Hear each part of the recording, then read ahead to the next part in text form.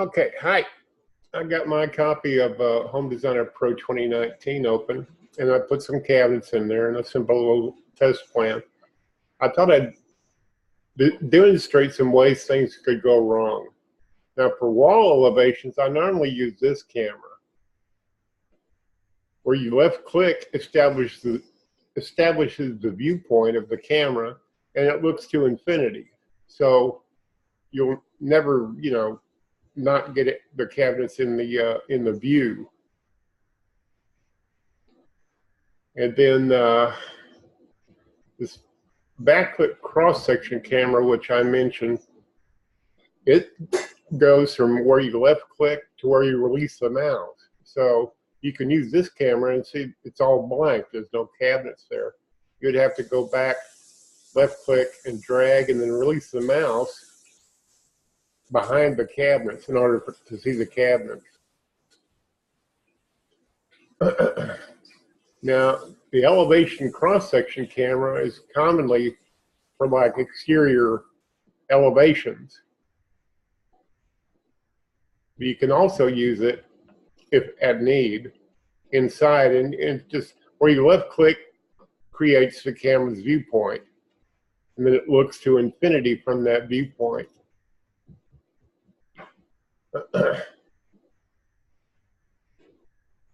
And of course, these other cameras are pretty straightforward. The overview camera and the,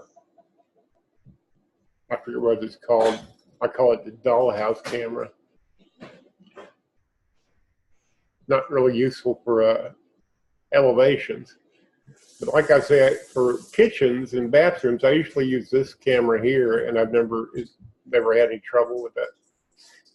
You can create a camera like that, and it just shows you in the inside. You don't see the thicknesses of the walls or the ceiling or the floor, just what's on that wall directly ahead of you. And you go to dimension tools. I usually use point to point or end to end dimensions.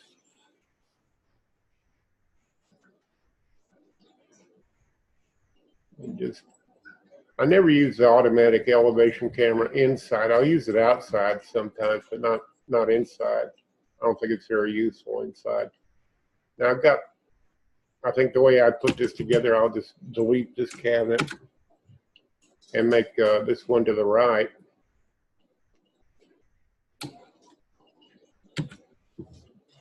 Twice as wide.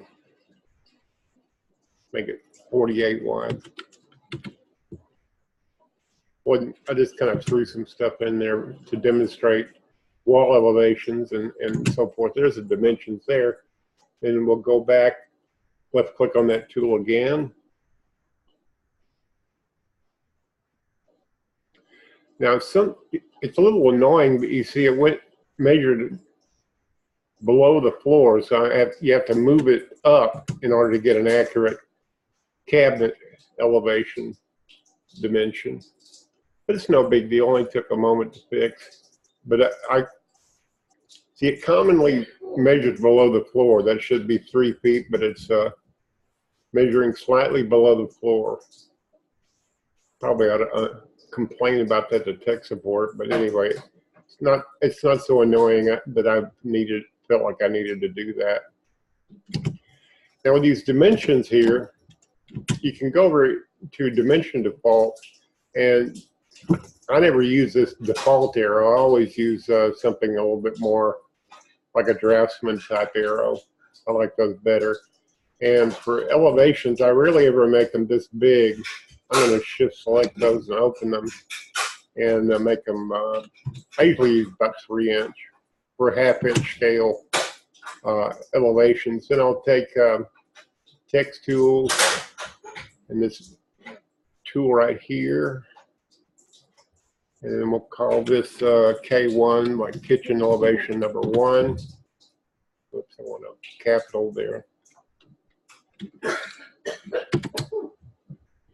Get in the habit of being a draftsman all the time, then little things like that are becoming a little annoying.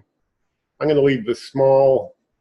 See, there's a big one with I use these for like exterior cross sections and wall wall typicals. And for kitchen interior stuff, I use this symbol. That's just what I do. Take this and rotate it around in this direction. Extend it. Rotate the arrow. Push that down a little bit with the arrow keys on my keyboard. A little bit more. And we go back to dimension tools.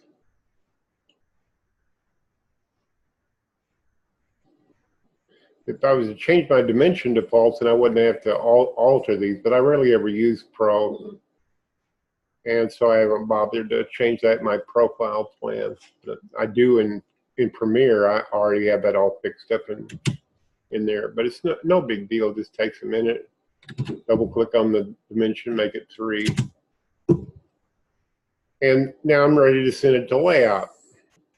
You could add text saying, well, I could make this look like a pull-out, and the things that usually come up in kitchen and bathroom remodels. You could add those with text.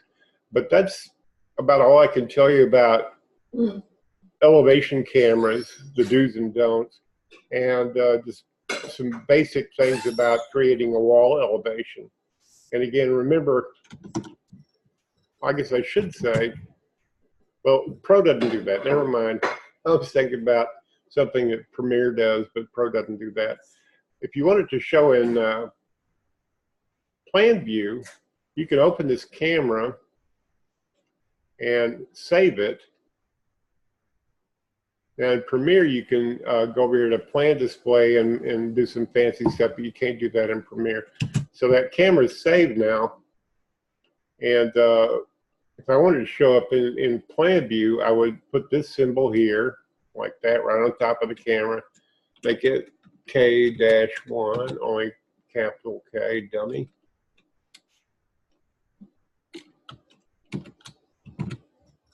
There, that's better. And then we'll put an arrow on it.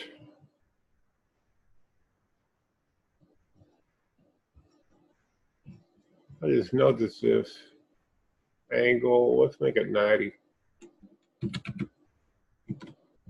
I do these videos and sometimes I learn things that, well, I didn't turn the thing like I thought. I grab the little rotator on the arrow and point it in that direction. And so now in plan view, this will print out. The little camera icon will not print out, but this little graphic element will print out. And that's about it. I hope this helps you, and thanks for watching. Adios, muchachos.